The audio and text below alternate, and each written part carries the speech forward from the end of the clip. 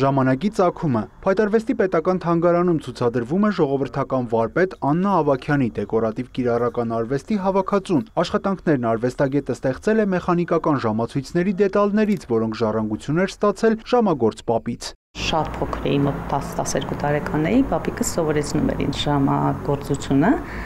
եւ այդ ժամանականից այս բոլոր դետալները շատ հարազատ դարձան ինձ եւ ամեն մեկի մեջ ինչ որ պատկեր այն ժամանակվանից տեսնում էի։ Բայց չշարունակեցի պապիկի արհեստը, չնայած շատ կապված եմ այս ամբողջ ժառանգության հետ, որը մնացել է պապիկից հետո։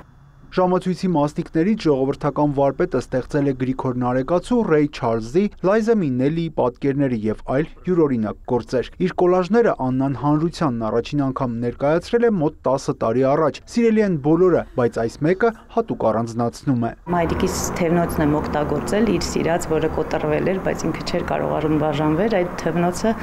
միացրել եմ պապիկի ժամացույցի հետ եւ մի շատ սիրուն թռչուն է դարձել։ Հովհաննես Շարամբեյանի անվան ժողովրդական արվեստների թանգարանի տնօրենի խոսքով ցուցադրությունն արվեստագետի համար ոչ միայն տարբերվող մշակույթ ներկայացնելու հնարավորություն է, այլև ապացուցելու, որ ամեն ինչի մեջ կարելի է գեղագիտական հմայք գտնել։ Մենք վերջին տարիներին փորձում ենք հետաքրքիր տարբեր միջոցառումներ կազմակերպել մեր Փայտարվեստի ցուցասրահում, որը մեր թանգարանին միացավ 2020 թվականին։ Այնտեղ բացվեց մի շատ հետաքրքիր ցուցադրություն, որը կոչվում է Ժամանակի ստեղծումը։ Այսօր Աննան այդ մեխանիզմները կյանքի է կոչում բավականին հետաքրքիր աշխատանքների շնորհիվ կոլաժային,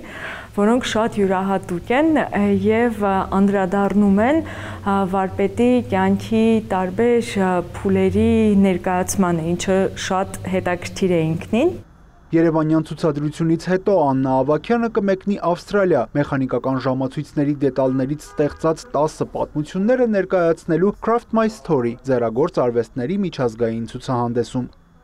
Յուրա Վահանյան, Արտակ Գևորգյան, Էդգար Դավթյան, Լուրեր։